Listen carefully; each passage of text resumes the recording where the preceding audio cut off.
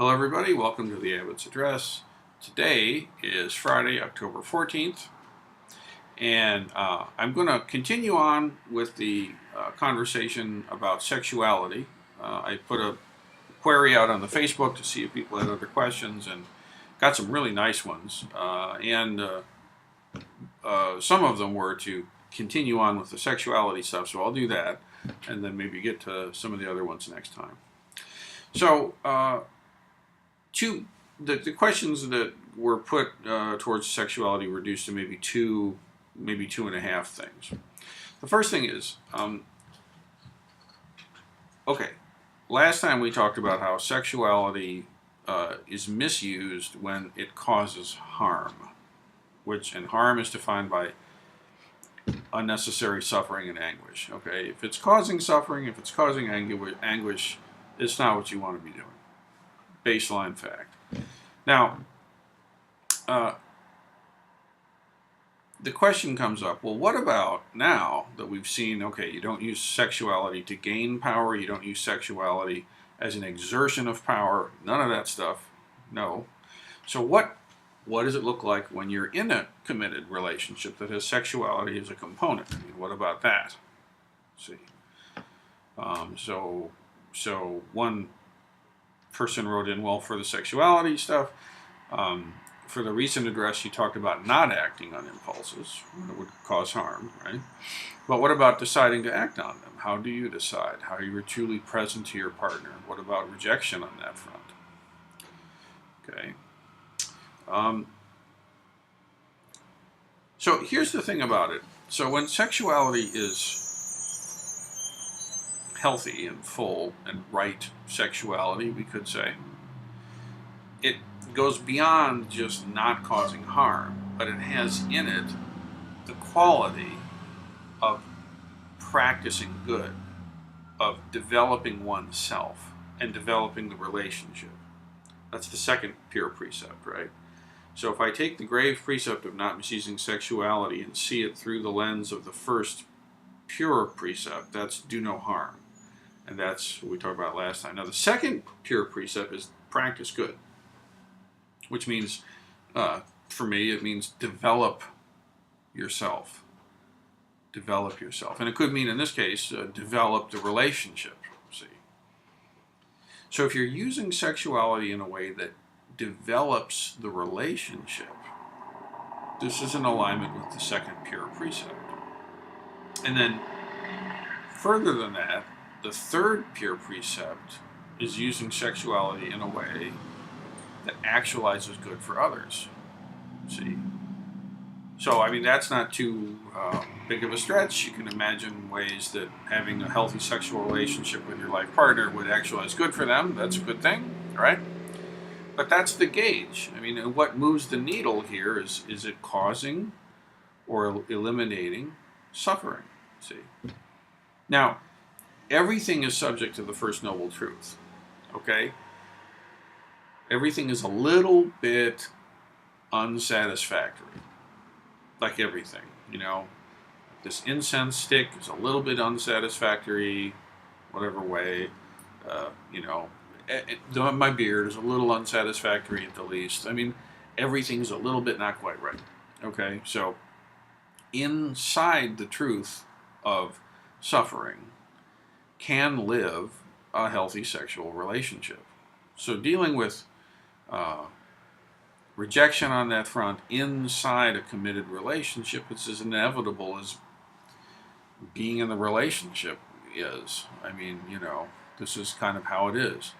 The particular blend of, let us say, yin and yang that you have and that your partner has, and how much interest or lack thereof there is of sexual activity, and then that depending on where you are in the life cycle and what's going on. So are there kids involved in your life or not?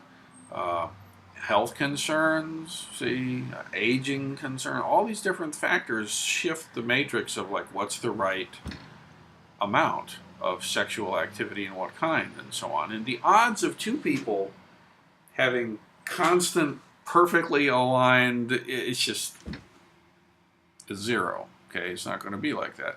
So what it actually is going to be is that Your sexual life inside a committed relationship, committed relationship is going to be messy, and it's going to be varied, and it's not always going to be the way you expect or hope or want.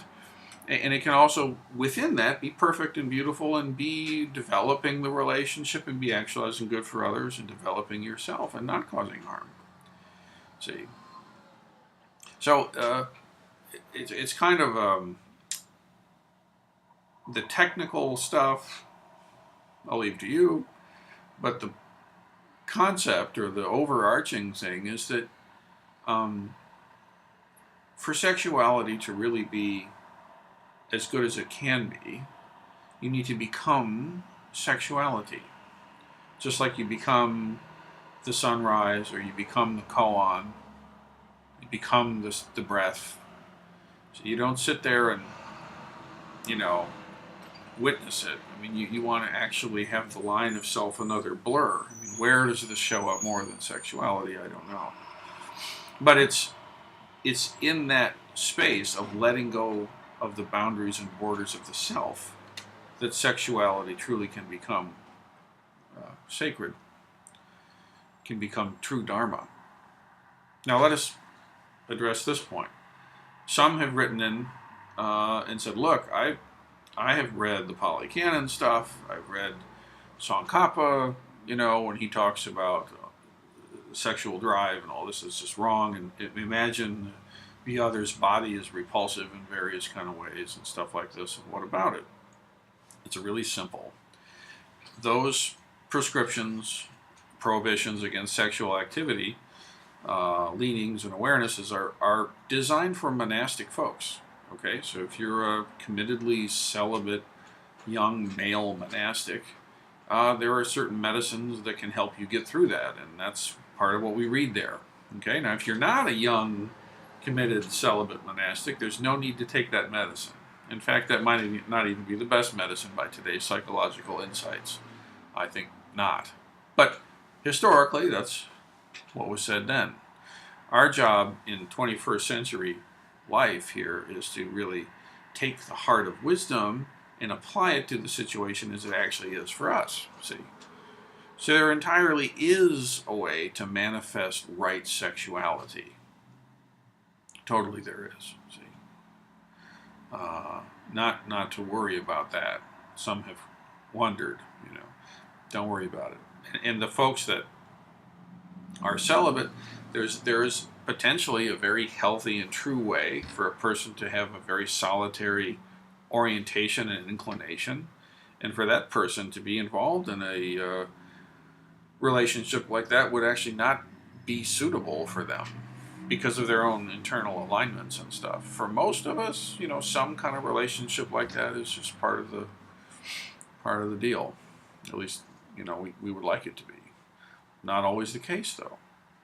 So it depends on our own particular wiring, I guess is to say, and how it configures with our partner. Now, there's a different question that came up, which is how do I deal with non-attachment? See? So non-attachment when we're attached and should be attached. See? How could you clarify more how non-attachment shows up through actions and intentions with a living human being? And so I sniff between the lines here a subtle or not so subtle maybe perception about what non-attachment is trying to point us to. See? So it's easy to hear the words, I guess, non-attachment and think that means not caring. So I'm not attached, I don't care. Well, how can I be in a loving relationship if I don't care? Well, there's a gap here in understanding what the teachings are pointing us to. The business is not to not care. I mean, look at Kuan Yin, who hears the cries of the world and responds. Okay, so caring is in the house here, see. In fact, caring deeply. The more my practice evolves, the more care and love I have and compassion I have for everything, for everyone, including my lover, my wife, in my case. But it's not the case, therefore, that the goal is to somehow not care.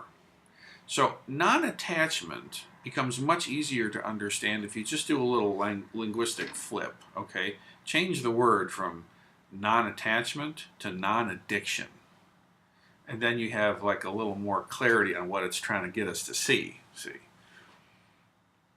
So you should not be involved in a relationship where you're addicted to them or to the relationship. This is closer to what the words actually mean.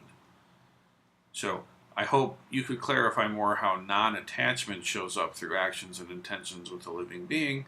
Just switch the words to, I hope you could clarify more how non-addiction shows up through actions and intentions with a living human being.